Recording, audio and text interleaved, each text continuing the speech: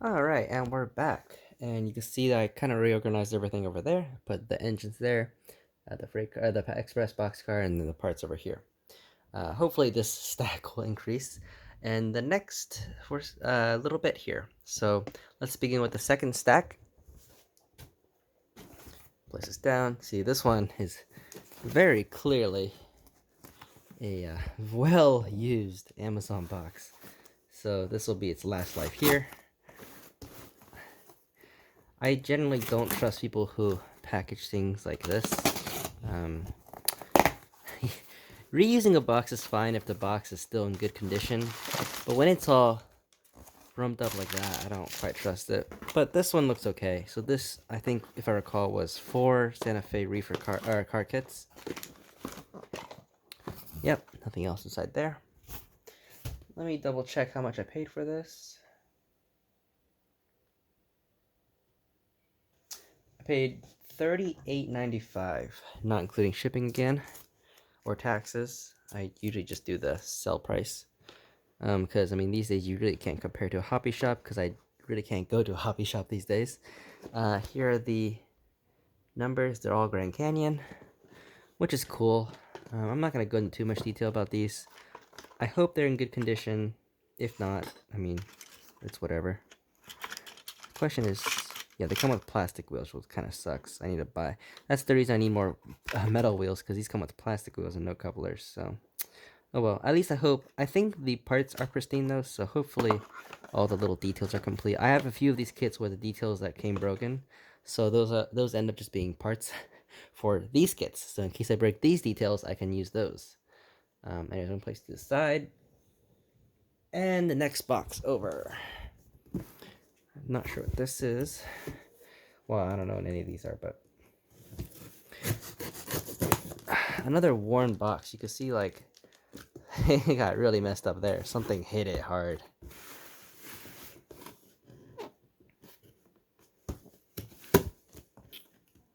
God, this one's packed very tightly with tape. My God.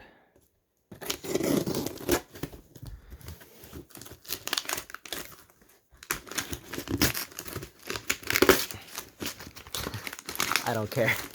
At least this box is going to the trash as soon as, or recycling, as soon as I'm finished with it. There we go.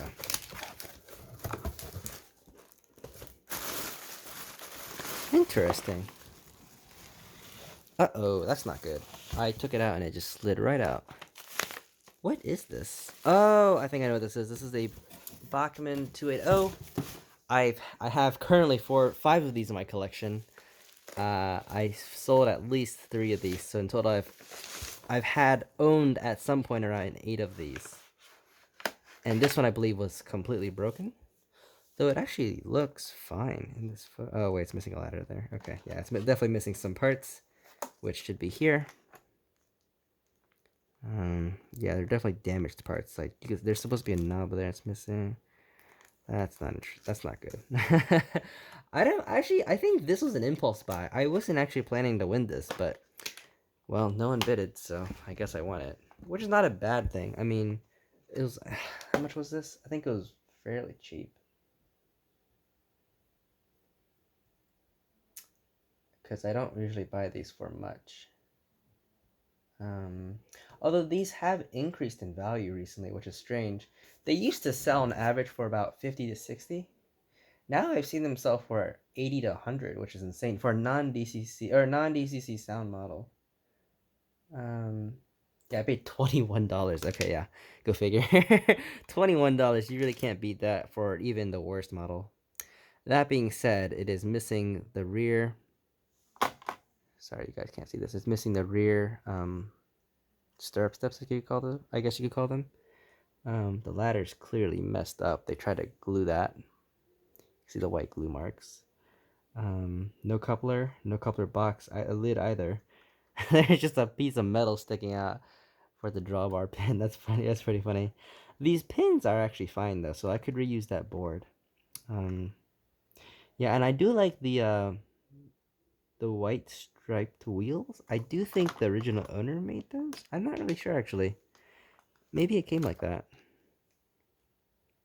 Actually, no, I take that back. I think these are factory done because they look actually fairly good.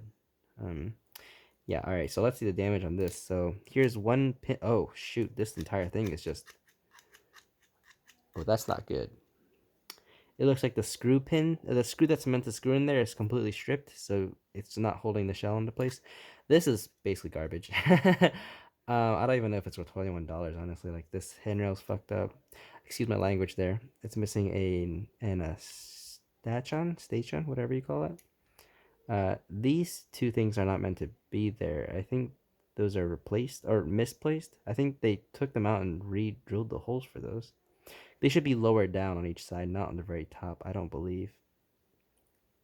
But I might be wrong. Yeah, the ladder, that's the missing thing there. The pilot. What kind of pilot is this? Is this the stock pilot? I don't recall it looking so weird like that. I'll have to check that out. Yeah, so this is basically garbage. um, Hopefully I can get some parts, like mechanically speaking. I hope it runs okay at the very least. Because a common problem with these Bachmann 280s is the gear tends to get stripped every once in a while. Of the 8 I've owned, I think one or two of them had that issue. So at the very least, I might be able to buy another one that has a stripped gear and replace that with this, so I get at least one working model of this. I think for $21, plus like what, $10 shipping, it's not that bad of a deal. But I think it's definitely an interesting buy. Yeah. All right, next, moving on. Let me just double check the battery on this phone. All right, yeah, we're good. Yeah, I've worked with a lot of those Bachmann 280s. They're actually fairly decent, fairly decently made. I do like them. The thing is, I already have 5, so I kind of sworn to myself I wouldn't buy another one, but well, here we go. And the fact that this one doesn't, this one needs another parts engine in order to make one that runs, it means I might need to get another one. Which just fuels the waste of money, I guess you could say.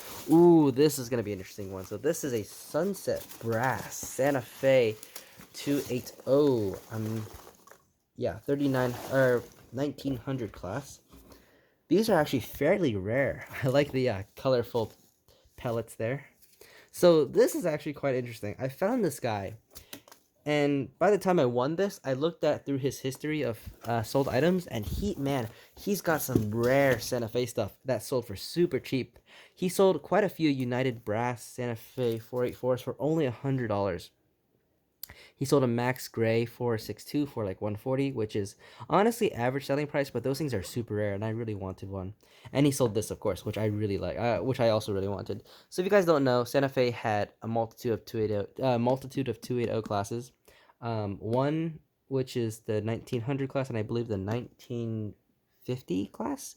They're more or less the same exact engine, but this one obviously appeared a little earlier. And then they also had a kind that had no, it had simplified valve gear or Stephenson valve gear. Basically, there's no outside, you can't see that valve gear on the outside. I think, but the 1900 class isn't, and Sunset made a very few of these, and I managed to get hold of this one. Now that's interesting. These two share the same piece of plastic, and this piece broken off. That's always interesting. Okay, I guess we're gonna start with the tender first. Hopefully the tender is in good condition. Well, to start off, the most noticeable thing is the the very bent handrail there. Otherwise, it actually looks fine. It's very light.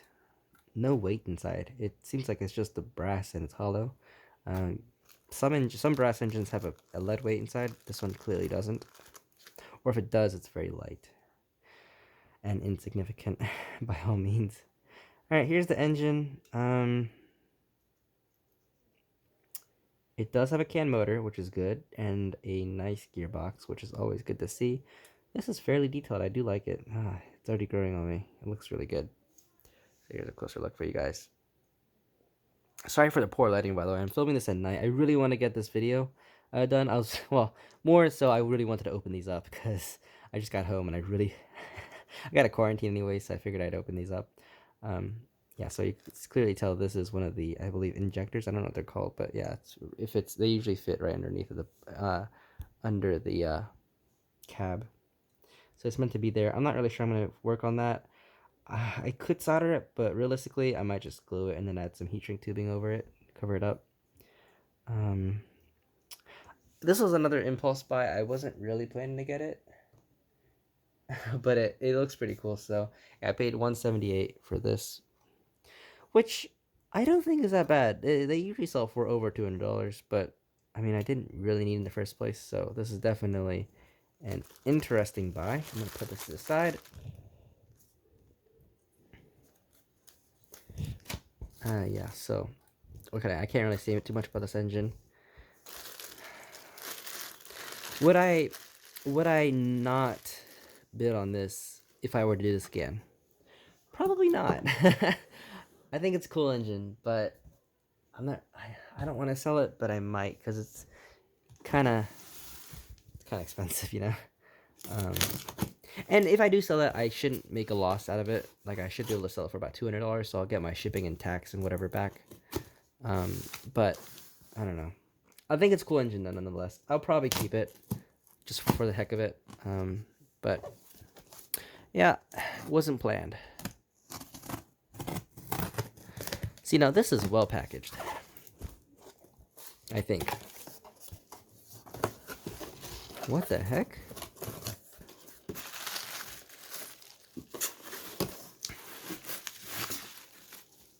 What?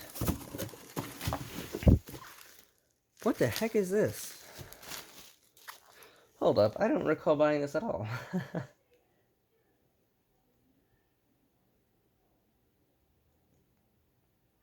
Oh, it's another Pennsylvania Railway 060 USRA engine. It looks like I paid 105 for this. I think this is definitely a selling engine, or like I'm gonna sell it because I don't need another one of these 060s. God damn, the tape they used on this is absolutely insane. Yeah, so I mean these engines are worth about $100 without sound.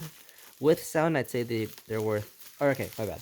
Without sound, but in good condition, I'd say it's worth about 130, 150 maybe. With sound, I'd say it's worth about. I mean, I've seen them go for about 250, so somewhere around there. So yeah, I'll definitely be selling this engine. Make a small profit for all the money I've spent from the past few months. Hopefully this is in good condition.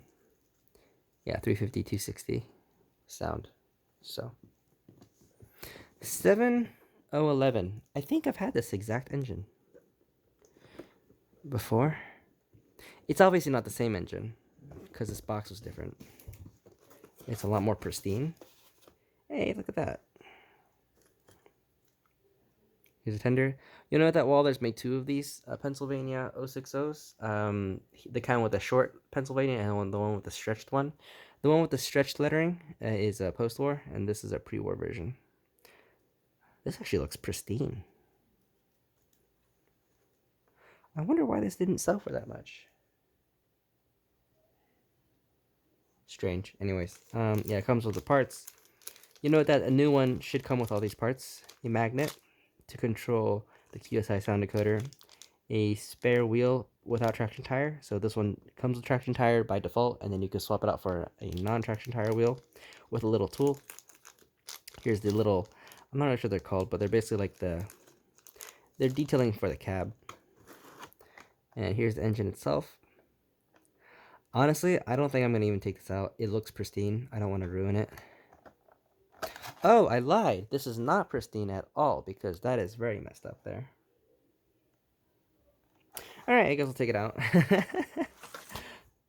What happened to this thing? My god. Does it run? Give me a second. I'm looking at the original listing.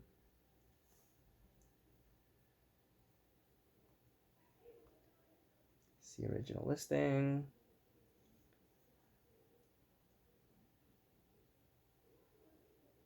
It says sound and lights work. Train will go forward about 6 inches forwards and backwards. There's some sort of binding that prevents the drivers from moving. I think that's the only issue. Honestly, everything else looks perfectly pristine. There's a little oil in there, but I don't see anything wrong with this engine. I'll be completely honest. It looks brand new. I think it's just that little driver issue because it says it's binding forward and backwards. I think I put that backwards. And that valve gear issue will definitely cause that. And that's a very simple fix, I think. I will put this back in its box for now, and then I'll take it out when I try to repair it. This should be a very simple fix, though, if what I'm believing is correct.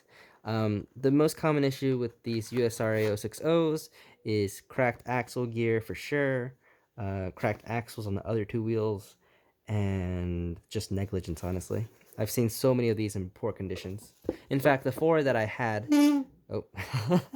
The four that I had... That was not me. This was the box. I only bought one of those new. The other three were all damaged that I repaired. So, yeah.